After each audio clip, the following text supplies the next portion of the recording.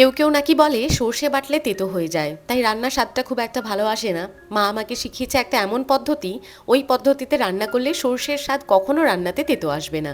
আর আজকে বানাচ্ছি আমাদের বাঙালিদের সবার প্রিয় সর্ষে ইলিশ ভাপা। এবার প্রথমেই ইলিশ মাছগুলোকে নুন আর হলুদ মাখিয়ে রাখছি 15 থেকে 20 মিনিটের জন্য। অনেকেই আবার কমেন্ট করবে ওই তো 3 টুকরো ইলিশ রান্না করছো, সেটার আবার রেসিপি। আসলে আমরা বাড়িতে থাকি 3 জন, তার মধ্যে ছেলে আমার বড্ড ছোট, ইলিশ তো খাবে না, বাকি রইলাম 2 জন, তার মধ্যেও আবার একজন বাড়িতে নেই, তাই 3 টুকরো ইলিশ আমার পেটেই যাবে। এবার একটা মিক্সিং জারে 2 চামচ সাদা সর্ষে, 1 চামচ কালো সর্ষে, 1 চামচ পোস্ত, 2-4টে কাজু বাদাম, প্রয়োজন মতন কাঁচা লঙ্কা শুকনোভাবে আগে ঘুরিয়ে নিচ্ছি, তারপর প্রয়োজন মতন জল দিয়ে মিহি করে বেটে নিচ্ছি।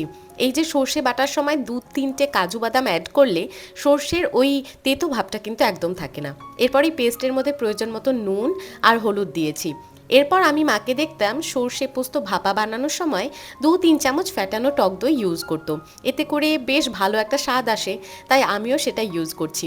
প্রথমে টক দইটাকে ফেটিয়ে নিয়েছি, তারপর এটা এই পেস্টের মধ্যে অ্যাড করে প্রয়োজন মতন কাঁচা সর্ষের তেল ঢেলে দিচ্ছি। আমরা সবাই জানি সর্ষে ভাপা বা সর্ষে দিয়ে যে কোনো রান্নায় কাঁচা সর্ষের তেল ইউজ করলে একটা অসম্ভব সুন্দর স্বাদ আসে, অসম্ভব সুন্দর ঝাঁজ আসে, তাই কাঁচা সর্ষের তেলটা কিন্তু অবশ্যই এই ম্যারিনেশনের সময় দিতে হবে।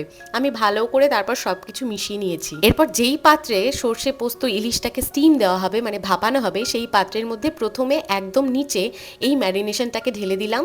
তারপর যেই মাছগুলো ম্যারিনেট করে রেখেছিলাম সেগুলোকে একে একে এই পেস্টের ওপর রেখে দিচ্ছি।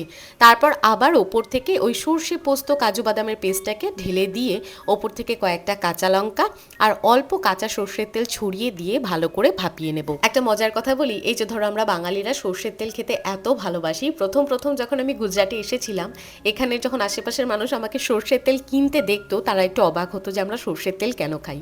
এখানের মানুষ আবার বাদাম তেলটা বেশি ইউজ করে। যাই হোক, যার যেটা খেয়ে অভ্যাস। এবার আমি যেই বাটিটায় স্টিম দেবো তার উপর একটা ফয়েল পেপার ভালো করে টাইট করে লাগিয়ে দিলাম, আর স্টিম দেবো আমি আমার আগারো মাল্টিপারপাস ইলেকট্রিক কেটেলে। এটার মধ্যেই ওই বাটিটা এসেছিল, আর এই বাটিটা কিন্তু নর্মালি স্টিম দেওয়ার সময় ইউজ করা যায়। প্রথমে একটা স্টিলের র্যাক বসিয়ে নিচ্ছি, এটাও এই কেটেলের সাথেই ইনক্লুডেড ছিল। তারপর বাটিটাকে বসিয়ে ঢাকনা লাগিয়ে দিচ্ছি, আর তারপর এটাকে অন করে মোটামুটি আধা ঘন্টা মতন এর মধ্যে ভাপিয়ে নামিয়ে নিয়েছি। দই দেওয়ার ফলে জানো তো একটা জিনিস ভালো হয়, মাছগুলো একদম মুখে দিলেই মোমের মতন গলে যায় আর ভীষণ ভালো লাগে খেতে। সত্যি কথা বিশ্বাস করো, এই যে আমেদাবাদে বসে আমরা এখন ইলিশ খেতে পারছি, এটা ভেবেই আমার ভীষণ ভালো লাগে। আগে তো আমরা জানতামই না ইলিশ কোথায় পাওয়া যায়, এখন পাই, তাই সানডের দিন গিয়ে নিয়ে আসি। গরম গরম ভাত, তার সাথে সর্ষে ভাপানো ইলিশ, এর থেকে বোধহয় ভালো কোনো রান্না আমাদের জন্য হতেই পারে না। কে কে সর্ষে ভাপা ইলিশ খেতে পছন্দ করো অবশ্যই কমেন্ট করে জানিও। আর তোমরা এই রান্নাটা বাড়িতে কি করে করো, আমার যদি কোথাও ভুল হয়ে থাকে সেটাও কমেন্ট করে জানাতে ভুলো না।